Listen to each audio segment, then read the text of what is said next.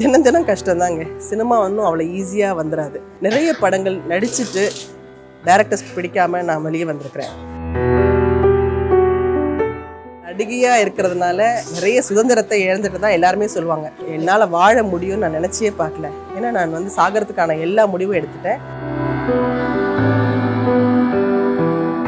அந்த ஒரு தினம் என் வாழ்க்கையிலேயே நான் எந்த பெண்ணுக்கும் வரவே கூடாதுன்னு நினச்சேன். நம்ம வாழ்ந்து என்ன பிரயோஜனம், இப்படி தான் தற்கொலை முடிவு பண்ணேன். கிருஷ்ணதாசியில் நான் நடித்த மனோன்மணி கேரக்டர் தான் என்ன மாத்துச்சு.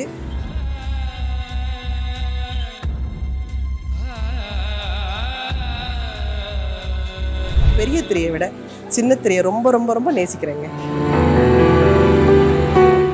என் குழந்தைங்க அந்த வாடகை வீட்டில் இருந்த உடனே அவங்களுக்கு ரொம்ப புதுசு, 10 வயசு அவங்களுக்கு.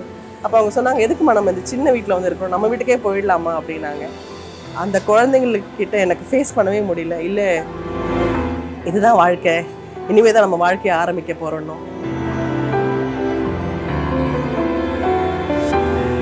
எனக்கு அவ்வளோ ஃபீஸ் எல்லாம் கட்ட முடியாது அப்படின்னு சொன்ன உடனே என் குழந்தைங்க எனக்காக மடத்தில் படித்தாங்க.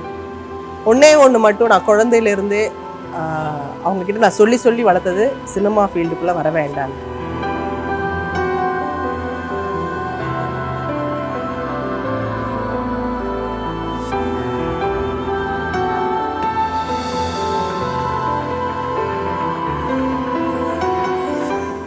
வணக்கம், நான் தான் உங்கள் நளினி பேசுகிறேன். எல்லா குமுதம் வெப்டி நேயர்களுக்கும் என்னுடைய மனம் சார்ந்த வணக்கம்.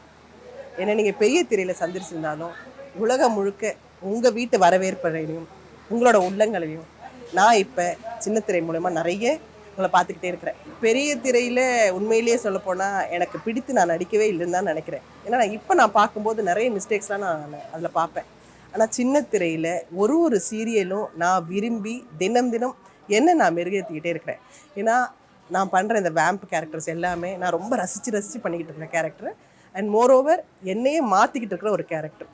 நான் ரொம்ப சென்சிட்டிவான, ரொம்ப மென்மையான, எல்லாத்துக்கும் பயந்த சுபாவமும் உள்ள ஒரு பெண்ணு நான். ஆனால் இந்த மாதிரி ஒரு வேம்ப் வேஷம் பண்ணதுனால எனக்குள்ளேயே ஒரு தைரியம், நான் ஒரு நல்ல தைரியசாலி, என்னாலையும் துணிந்து வாழ முடியுன்றதை இந்த மாதிரி வேஷங்கள் நான் பண்ணதுக்கப்புறம் தான் நான் என் 2 குழந்தைங்களும் நல்லபடியாக காப்பாற்றி பெரிய லெவலுக்கு கொண்டு வந்திருக்கேன். தினம் தினம் கஷ்டம்தாங்க. சினிமா அவ்வளோ ஈஸியாக வந்துடாது. இப்போ வேணால் எல்லாருக்கும் ஈஸியாக கிடைக்குதுன்னு சொல்கிறாங்க. பட் நாங்கள் நிறைய படங்கள் நடிச்சுட்டு டைரக்டர்ஸ் பிடிக்காமல் நான் வெளியே வந்திருக்கிறேன். ஆனால் அதே டைரக்டர்ஸ் மறுபடியும் நீ தான் நடிக்கணும்னு சொல்லி என்னை கேட்டிருக்காங்க. ஸோ ஒரு படங்கள் நான் நடிக்கும்போதும் பார்த்திங்கன்னா, ஐயோ இன்றைக்கி ஷூட்டிங் போகிறோம், நல்லபடியாக நடிக்கணும், எங்கள் அம்மா கிட்ட நல்ல பேர் வாங்கணும்னு தினம் எனக்கு இது சொல்லுவாங்க, நித்திய கண்டம் பூர்ணாயசுன்ற மாதிரி தான் நான் நடிச்சுக்கிட்டு இருக்கேன். இன்றைக்கும் இந்த தொழில் மேலே பயந்து தான் நான் செஞ்சுக்கிட்டு இருக்கேன். அது உங்களுக்கு எல்லாருக்கும் பிடிக்குதுன்னு நினைக்கிறேன். அதனால தான் எனக்கு இன்றைக்கும் ஆதரவு கொடுத்துட்ருக்கீங்க. நீங்கள் நடிகையாக இருக்கிறதுனால நிறைய சுதந்திரத்தை இழந்துட்டு தான் எல்லாருமே சொல்லுவாங்க. ஆனால் என்னை பொறுத்த வரைக்கும் நிச்சயமாக இல்லைங்க. நமக்கு இதனால் நிறைய பாதுகாப்பு இருக்குது. வெளியே போனால் தைரியமாக போகலாம், நம்ம சுற்றி 4 பேர் இருப்பாங்க. ஒரு கோயில் குளம் போனால் நமக்கு நிச்சயமாக நம்மளை கொண்டு முன்னாடி சாமி கும்பிட வைப்பாங்க. அண்ட் மோரோவர் இன்ஃபேக்ட் பார்த்திங்கன்னா, நமக்கு ஒரு பெரிய பலம் தானே ஒழிய பலவீனமே கிடையாது. நிச்சயமாக நான் என் கணவரை விட்டு பிரியும் போது என்னால் வாழ முடியும்னு நான் நினச்சியே பார்க்கல. ஏன்னா நான் சாகிறதுக்கான எல்லா முடிவும் எடுத்துட்டேன். ஆனால் சாகணும்னு நினைக்கும் போது கூட நான் 2 குழந்தைங்கள சேர்த்து 3 பேராக செத்து போயிடுவோம் தான் நினச்சேன். ஆனால் அந்த நேரம் பார்த்து தான் எனக்கு குட்டி பத்மினி கிருஷ்ணதாசின்னு ஒரு சீரியலில் நீ நடிக்கணும்னு சொன்னாங்க.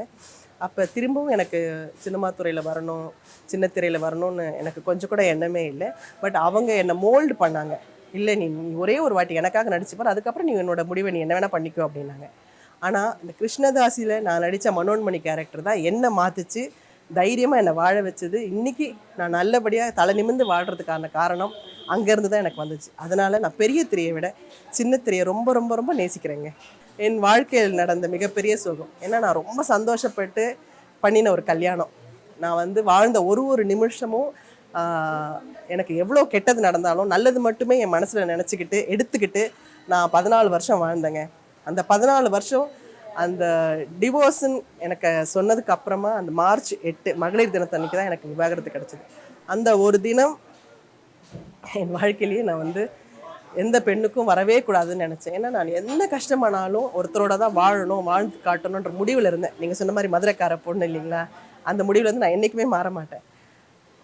இவர் இல்லைன்னா எனக்கு நிச்சயமாக நினச்சி கூட பார்க்க முடியாது. இன்னொருத்தரோட எனக்கு வாழணும், வாழ முடியுன்றதெல்லாம் என்னால் நினச்சி கூட பார்க்க முடியாத ஒன்று. அவர் இல்லாத வாழ்க்கைக்கு நம்ம வாழ்ந்து என்ன பிரயோஜனம் அப்படின்னு தான் தற்கொலை முடிவு பண்ணேன். ஆனால் இன்னைக்கு அவர் முன்னாடியே நான் தலை நிமிர்ந்து நடக்கிறேன்னா அதுவும் இந்த மதுரைக்கார பொண்ணால் முடியுங்கிறத உங்கள் மூலியமாக நிரூபிச்சிட்டிங்க. என் ஹஸ்பண்ட் என்னை விட்டு பிரியறேன்னு சொன்னபோது அஃப்கோர்ஸ் நான் திருப்பி எங்கள் அம்மா அப்பா காலில் தான் போய் விழ வேண்டிய சூழ்நிலை ஏற்பட்டுச்சு. அப்போ நான் என் பேரண்ட்ஸ் கிட்ட போய் நிற்கும்போது அவங்க சொன்னாங்க, நீ வா, நீ எங்களை எல்லாரையும் காப்பாற்றிருக்க, உன்னை நான் காப்பாற்றுறேன், அவன் 2 பிள்ளைங்களை நான் காப்பாற்ற மாட்டேன், அது அவன் பெற்ற பிள்ளைங்க, அவங்ககிட்டே போட்டேன்னு சொன்னாங்க. ஆனால் இல்லைம்மா, என் குழந்தைங்க நாங்கள் பண்ண பாவத்துக்கு என் குழந்தைங்க என்ன பண்ணுச்சுன்னு சொல்லிட்டு திரும்பவும் நான் என்னோடய பேரண்ட்ஸ், என்னோடய பிரதர்ஸ் சிஸ்டர்ஸ் எல்லாரையும் பகைச்சிக்கிட்டு திருப்பி என் குழந்தைங்களை கூட்டிகிட்டு தனியாக ஒரு வாடகை வீட்டில் வந்து இருந்தேன். என் குழந்தைங்க அந்த வாடகை வீட்டில் வந்து இருந்த உடனே அவங்களுக்கு ரொம்ப புதுசு, 10 வயசு அவங்களுக்கு. அப்போ அவங்க சொன்னாங்க, எதுக்குமா நம்ம இந்த சின்ன வீட்டில் வந்து இருக்கிறோம், நம்ம வீட்டுக்கே போயிடலாமா அப்படின்னாங்க. அந்த குழந்தைங்கக்கிட்ட எனக்கு ஃபேஸ் பண்ணவே முடியல. இல்லை, இதுதான் வாழ்க்கை, இனிமேல் தான் நம்ம வாழ்க்கையை ஆரம்பிக்க போகிறோன்னோ. அப்போ நான் திருப்பவும் நடிக்க ஆரம்பிக்கலை. என் குழந்தைங்க லேடி ஆண்டாலில் படிச்சுட்டு இருந்தாங்க. எனக்கு வந்து அவ்வளோ ஃபீஸ் எல்லாம் கட்ட முடியாது அப்படி இப்படின்னு சொன்ன உடனே என் குழந்தைங்க எனக்காக அகோபிலா மடம்னு சொல்லிட்டு ஒரு மடத்தில் படித்தாங்க. மடத்தில் படித்த பிள்ளைங்கள தைரியமாக, அதாவது 2000 ரூபா கூட வாழ முடியும், 3000 ரூபா கூட ஒரு குடும்பம் நடத்த முடியுன்றதை என் 2 குழந்தைங்களும் அந்த ஸ்கூலில் இருந்து, அதாவது வேஷ்டி தான் கட்டணும் அந்த ஸ்கூலில், என் பொண்ணு வந்து பாவாடை தாவணி தான் கட்டிட்டு போனோம். ரொம்ப கஷ்டப்பட்டாங்க 2 பேருமே. ஆனால் 2 பேருமே கஷ்டப்பட்டு படித்து, என் பொண்ணு மெடிசனுக்கோ இன்ஜினியரிங் படிக்க மாட்டேன் மம்மி, நான் இந்த மாதிரியான ஒரு பெண்கள், தனியாக பாதிக்கப்பட்ட பெண்களுக்கு நான் ஒரு என்ஜிஓ ஸ்டார்ட் பண்ணுற அளவுக்கு நான் பெருசாக வரணும் அப்படின்னு சொல்லிட்டு என் பொண்ணு இப்போ லா படிக்கிறாங்க, ஐஏஎஸ் எழுதுகிறாங்க, ஏசிஎஸ் முடிச்சிருக்காங்க. என் பையன் சிஏ பண்ணிகிட்டு இருக்கான். சிஏல எல்லாமே டிஸ்டிங்ஷன் தான். என் குழந்தை எம்காம் பண்ணுறான், எம்பிஏ பண்ணுறான். அதாவது படிப்புன்றது ஃபுல் ஸ்டாப் இல்லாமல் பண்ணிக்கிட்டே இருக்காங்க. 2 பேருமே ஸ்காலர்ஷிப்பில் பண்ணிக்கிட்டு இருக்காங்க. எனக்கு என் 2 குழந்தைங்க தான் எனக்கு இப்போ உலகம். அண்ட் மோரோவர் கொஞ்சம் நெஞ்சம் கஷ்டப்படலைங்க, நிறைய கஷ்டப்பட்டு தான் திருப்பி நான் முன்னுக்கு வந்திருக்கேன். என்னோட கூட பிறந்தவங்க 8 பேர். ஸோ ஒரு பிரதர்ஸ்க்கும் நான் தான் நல்லபடியாக கல்யாணம் பண்ணி வச்சு, அவங்க ஃபேமிலிக்கு என்னென்ன வேணுமோ நல்லபடியாக செட்டில் பண்ணி, இன்னைக்கு என்னோட 8வது தம்பிக்கு ஒரு 2 வருஷத்துக்கு முன்னாடி கல்யாணம் பண்ணும்போது பெரிய இன்சிடெண்ட் ஒன்று நடந்ததுங்க. அந்த கல்யாணம் அடுத்த நாள் கல்யாணம்னா முதல் நாள் நைட்டு அந்த கல்யாண பொண்ணு வந்து வேறு யாரோட ஓடி போயிடுச்சு. ஸோ எப்படி இந்த கல்யாணம் நடக்கும், ஏன்னா என்னோடய கடைசி தம்பி கல்யாணங்கிறதுனால நாங்கள் ரொம்ப கிராண்டாக வெல் பிளான்டாக பண்ணிகிட்டு இருந்தோம் அந்த கல்யாணத்தை. 1 மணிக்கு ஓடி போயிடுச்சு அப்படின்னு சொல்கிறாங்க. அந்த பொண்ணோட அப்பா வந்து ஹாஸ்பிட்டலில் அட்மிட் ஆகிட்டார். ஒரே மிஸ் ஆகிடுச்சு. காலையில் கல்யாணம், எங்கள் அம்மாவுக்கு ஹார்ட் அட்டாக் வந்துச்சு, என் தம்பி வந்து சாக போகிறேன்றான். எங்களுக்கு என்ன பண்ணுறதுனே தெரியல. வாழ்க்கையில் வந்து நான் அப்போ தான் நிறைய நல்ல உள்ளங்களை சம்பாரித்து வச்சுருக்கேன்னு எனக்கு தெரிஞ்ச ஒரு நல்ல தருணங்க. ஒரு 1:30 மணிக்கு நான் ஒரு வீட்டில் போய் கேட்குறேன், இந்த மாதிரி என் தம்பியோட கல்யாணம் நின்று போயிடுச்சு, எனக்கு என்ன பண்ணுறதுனே தெரியல. ஏன்னா திரும்பவும் நான் உழைச்ச அத்தனை பணமும் போட்டு என் தம்பி, ஏன்னா எல்லா பிரதர்ஸ்க்கும் என்னோடய சிஸ்டர்ஸ்க்கெலாம் வந்து 2 சிஎம்லாம் வந்து கல்யாணம் பண்ணாங்க. நான் அவ்வளோ கிராண்டாக ஒரு பிரதர்ஸையும் நான் கல்யாணம் பண்ணி கொடுத்தேன். அப்போ என்னோடய கடைசி தம்பி கல்யாணத்தை இன்னும் கிராண்டாக கல்யாணம் பண்ணணும்னு நான் நினச்சேன். ஸோ அதுக்காக நான் அவ்வளோ செலவு பண்ணியிருந்தேன். ஸோ இந்த மாதிரி கடைசி தம்பி கல்யாணம் வந்து இப்படி நின்று, அதாவது பாம்பேல இருந்தெல்லாம் வந்து அந்த டோல்லாம் வந்து அடித்து டான்ஸ் எல்லாம் ஆடி அந்த மாதிரியெல்லாம் பண்ணோம். நாங்கள் அவ்வளோ கிராண்டாக பண்ணோம். ஆனால் கல்யாணம் நின்று போச்சுன்னு உடனே அப்படியே மிஸ் ஆகிடுச்சு எல்லாமே. நைட்டு 1:30 மணிக்கு ஒரு வீட்டில் போய் கேட்குறேன், என் தம்பி கல்யாணம் நின்று போச்சு, எனக்கு தெரியல, நாளைக்கு காலையில் கல்யாணம் நடக்கணும், அப்படி இல்லாட்டி எங்கள் 8 பிரதர்ஸும் நாங்கள் என்ன பண்ண போகிறோன்னு எங்களுக்கு தெரியல அப்படின்னோடனே அந்த அம்மா, அதாவது வெறும் பழக்கம் தான், வேறு ஒன்றும் பெருசாக நான் அவங்களுக்கு செஞ்சதில்லை வாழ்க்கையில். அவங்களோட முதல் பொண்ணுக்கு நான் பார்த்து வச்ச ஒரு மாப்பிள்ளை கல்யாணம் பண்ணி இன்றைக்கி ரொம்ப சந்தோஷமாக இருக்காங்க. அப்போ அவங்க சொன்னாங்க, நளினிமா, நாங்கள் ரொம்ப ஏழ்மையான குடும்பமாக இருந்தாலும் இன்றைக்கி என் பெரிய பொண்ணு ரொம்ப நல்லா இருக்கா, அவளால் நாங்கள் இன்றைக்கி எல்லாருமே நல்லா இருக்கோன்னா அது காரணம் நீ தான். அதனால எங்கள் வீட்டு பொண்ணு உங்ககிட்ட இருந்தால் நிச்சயமாக நீ நல்லா வச்சுப்பேன்னு எனக்கு தெரியும்னு சொல்லிட்டு நைட்டு 1:30 மணிக்கு அந்த பொண்ணு தூங்கிக்கிட்டு இருந்த ஒரு கேரக்டரை எழுப்பி என் கையில் கொடுத்தாங்க. அந்த குழந்தையும் யார் என்னென்னு கேட்காம நளினின்ற ஒரே காரணத்துக்காக என் தம்பி கழுத்தில் தாலி கட்டினான். இன்றைக்கி அவங்க ரொம்ப நல்லா இருக்காங்க. என்னோடய தம்பி ஒய்ஃப், அதாவது கீதாவை பேர், ஒரு பெரிய பேங்க்கில் மேனேஜராக ஒர்க் பண்ணுறாங்க, 60,000 சம்பாதிக்கிறாங்க. இன்றைக்கி அவங்களுக்கு ஒரு அழகான குழந்தை இருக்குது. இன்றைக்கி என்னோடய எல்லா சொத்தையுமே நான் அவங்களுக்கு எழுதி கொடுத்துட்டேன். ஏன்னா அவளுக்கு இது எல்லாத்த விடையும் பெரிய சொத்து என்னோடய உயிர். அதை கூட நான் கொடுக்குறதுக்கு தயாராக இருக்கேன். அதனால் இந்த வெப்சைட் மூலயமா, இந்த குமுதம் வெப்சைட் மூலயமா அவளுக்கும் அவங்க குடும்பத்துக்கும் நான் தேங்க் பண்ணுறதுக்கு ரொம்ப கடமைப்பட்டிருக்கேன். ஒரு பெரிய ஹீரோயினாக ஆக்ட் பண்ண ஒருத்தவங்களோட நான் நடித்தேன். அப்போ அவங்க சொன்னாங்க, எப்படிக்கா நீங்கள் வந்து உடனே வயசான கேரக்டர் பண்ணுறீங்க, ஒரு பெரிய ஒரு 40-45 வயசு ஆளுக்கு வந்து நீங்கள் அம்மான்னு சொல்கிறீங்க, உங்களை அவர் அம்மான்னு கூப்பிட்டா எங்களுக்குலாம் தாங்கவே முடியலக்கா, நீங்கள் ஏன் இதை ஒத்துக்கிட்டீங்க, நீங்கள் எதுக்கு வேம்ப் கேரக்டர் பண்ணுறீங்க, மாமியார் வேஷம் ஏன் பண்ணுறீங்கன்னு அவங்களும் பெரிய ஆர்டிஸ்ட் அவங்க என்ன கேட்டாங்க அவங்க ஹீரோயின் ஆக்ட் பண்ணும்போது. இப்போ நான் சொன்னேன், நமக்குன்னு ஒரு ஸ்டேட்டஸ் இருக்குது, நம்மளால் இப்போ போய் வந்து ஹீரோயினாக தான் நடிப்பேன், நடமெல்லாம் பிடிக்க முடியாது.